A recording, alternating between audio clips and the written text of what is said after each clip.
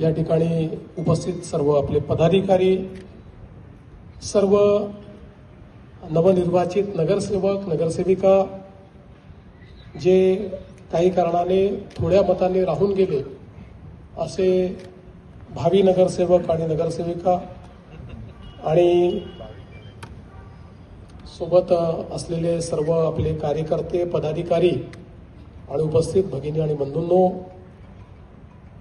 मला अतिशय आनंद आहे की भारतीय जनता पक्षाने पुण्यामध्ये एक इतिहास रचलेला आहे आणि मंचावर बसलेले माझ्या डाव्या बाजूचे उजव्या बाजूचे सर्व नेते आणि समोर बसलेले तुम्ही सर्व नगरसेवक हे या इतिहासाचे शिल्पकार आहात, आणि म्हणून तुमचं सगळ्यांचं मी अतिशय मनापासून अभिनंदन करतो.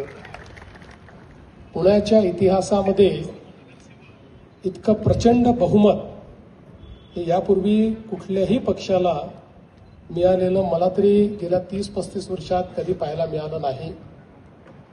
एक प्रकारे पुणेकरांनी आपल्या माननीय प्रधानमंत्री मोदीजींचा जो विकासाचा अजेंडा आहे, या अजेंड्यावर आपली मोहर उमटवलेली आहे आणि संपूर्ण पुणे हे याच विकासाच्या अजेंड्याच्या पाठीशी उभं आहे. अशा पद्धतीनं या ठिकाणी एक मॅन्डेट आपल्याला दिलेलं आहे. विशेषतः जी काही पुण्यामध्ये लढत होती, ती लढत एक प्रकारे मीडियामध्ये देखील खूप जोरात गाजत होती. त्यामुळे असा एक संभ्रम तयार झाला होता की फार चुरशीची लढत आहे.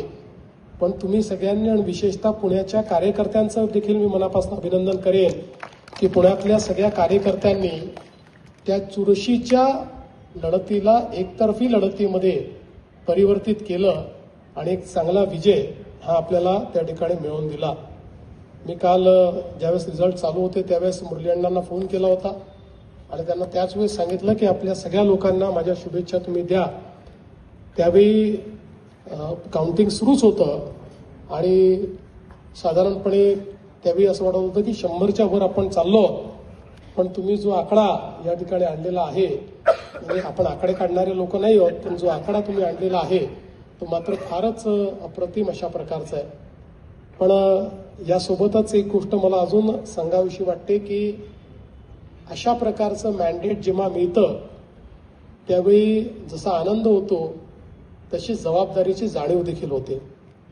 कारण प्रचंड मोठ्या अपेक्षेने या ठिकाणी जनतेने आपल्याला हे मॅन्डेट दिलेलं आहे. हा जो त्यांचा विश्वास आहे त्या विश्वासाला पात्र अशा पद्धतीचं काम आपण करू शकलो तर पुढचे 25 वर्ष आपल्याला कोणी हलवू शकणार नाही. पण आपण या ठिकाणी जर या विश्वासाला पात्र होऊ शकलो नाही तर अशा प्रकारचा जो काही विजय असतो तो विजय लाटेसारखा निघून जातो. बघा, आपण जर आपले नेते माननीय मोदीजी यांच्याकडनं काही शिकायचं असेल तर कुठल्याच विजयानंतर मोदीजी एकही दिवस शांत बसलेले आपल्याला पाहायला मिळत नाही. दुसऱ्या दिवशी ते कामी लागतात आणि पुढच्या 5 वर्षाचं त्या ठिकाणी विकासाचं नियोजन ते करतात. तसंच आपल्याला पुण्याचं पुढच्या 5 वर्षाचं विकासाचं नियोजन करायचंय. पुढच्या काळामध्ये महापौराच्या निवडणुका होतील, स्टँडिंग कमिटी तयार होईल, वेगवेगळ्या समित्या तयार होतील. माझी आपल्या सर्वांना विनंती आहे की यामध्ये कोणाला संधी मिळेल, कोणाला कदाचित यावर्षी मिळेल, कोणाला पुढच्या वर्षी मिळेल, पण एक लक्षात ठेवा की पुण्याच्या जनतेने दिलेल्या मॅन्डेटपेक्षा ही संधी गौण आहे. त्यामुळे त्याच्याबद्दल राजी नाराजी, मला हेच मिळायला पाहिजे होतं, तेच मिळायला पाहिजे होतं, अशा पद्धतीचं जर आपण चर्चा या ठिकाणी झाली तर पुणेकर आपल्याला माफ करणार नाहीत. त्यामुळे जो काही पक्ष पुढे काही निर्णय करेल त्या निर्णयानुसार ज्यांना जबाबदारी मिळेल त्यांनाही मी अतिशय विनम्रपणे सांगतो, आपल्याला जो काही कारभार चालवायचा आहे तो पारदर्शी प्रामाणिकतेतून चालवायचा आहे. महानगरपालिका हा काही आपला कमिशनचा धंदा नाही. महानगरपालिका हा आपला व्यवसाय नाही. महानगरपालिका सामाजिक आर्थिक परिवर्तनाचं एक उपकरण म्हणून या ठिकाणी आपण आपल्या हातामध्ये घेतलेला आहे. त्यामुळे तशाच पद्धतीचा व्यवहार हा महानगरपालिकेमध्ये सर्वांकडून अपेक्षित आहे. आज आनंदाचा दिवस असला तरी देखील आनंदाच्या दिवशी 2 कडवट शब्द देखील सांगितले तर बरे असतात. तर मी ते आजच सांगतो की कुठल्याही पद्धतीनं उन्माद, कुठल्याही पद्धतीनं हाय हँडेडनेस आणि कुठल्याही पद्धतीनं पारदर्शितेचा अभाव हा मी काही झालं तरी खपवून घेणार नाहीये. त्या संदर्भात कोणी किती मोठा असला तरी देखील आता या जनतेच्या मॅन्डेटपेक्षा मोठं कोणी नाही. बघा, आपल्याला हे जे मॅन्डेट मिळालं आहे, हे मॅन्डेट खऱ्या अर्थानं लोकांनी सांगून दिलं आहे की तुमच्याकडनं आमच्या अपेक्षा वेगळ्या आहेत आणि म्हणून आपण जर त्या अपेक्षा पूर्ण करणार नसलो तर त्या जागेवर राहायचा आपल्याला अधिकार असणार नाहीये. आणि म्हणून पुन्हा सगळ्यांना सांगतो की आपल्या व्यवहारामध्ये, आपल्या महानगरपालिकेच्या संचलनामध्ये आपल्याला पारदर्शिता आणायची आहे. आणि एक गोष्ट तुम्हाला मी दाव्याने सांगतो की या निवडणुकीमध्ये आपण एक लोकांसमोर पुण्याचं चित्र मांडलेलं आहे, एक पुण्याचा पूर्ण प्लॅन आपण मांडलेला आहे. मी दाव्याने तुम्हाला सांगतो की येत्या 2 वर्षातच ज्या ज्या गोष्टी आपण सांगितलेल्या आहेत त्या प्रत्येक गोष्टीचं काम हे आपल्याला सुरू दिसेल. अशा पद्धतीनं आपण त्याचं संपूर्ण नियोजन केलेलं आहे. राज्याचं सरकार आणि केंद्रातलं सरकार हे पूर्ण ताकदीने या ठिकाणी आपल्या पाठीशी आहे. आपले 3ही मंत्री असतील, सर्व आपले विधानसभेचे, विधान परिषदेचे सदस्य असतील, आपल्या खासदार असतील, सगळे मिळून या महानगरपालिकेच्या पाठीशी आम्ही अत्यंत भक्कमपणे उभे आहोत. आणि ही महानगरपालिका देशातली एक उत्तम महानगरपालिका झाली पाहिजे अशा दृष्टीनं पुढच्या काळामध्ये आपण काम करू.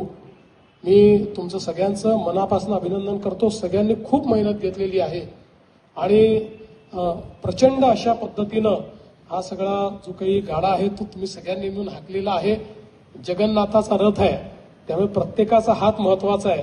ज्यांनी ज्यांनी हातभार लावला त्या प्रत्येकाचं अतिशय मनापासून अभिनंदन करतो. पुण्याच्या नेतृत्वाचं अतिशय मनापासून अभिनंदन करतो. आपल्या सर्वांना मी पुढच्या भावी आयुष्याच्या खूप मनापासून शुभेच्छा देतो. प्रत्येकाने आपलं नाव कसं मोठं होईल, आपल्या पक्षाचं नाव कसं मोठं होईल अशा पद्धतीनं प्रयत्न करावा. एक गोष्ट नक्की लक्षात ठेवा की राजकारणामध्ये सगळ्यात मोठं धन जर काही असेल तर ती आपली प्रतिमा असते. त्यामुळे उत्तम प्रतिमा जर आपण निर्माण केली तर आपल्याला कधीच मागे वळून पाहावं लागत नाही. त्या प्रतिमेच्या निर्मितीकरता सर्वांनी प्रयत्न करावा, कारण तुमची प्रतिमा हीच भाजपची प्रतिमा आहे आणि त्यामुळे आपण अतिशय चांगल्या पद्धतीने हे सगळं कारभार चालवाल ही अपेक्षा व्यक्त करतो.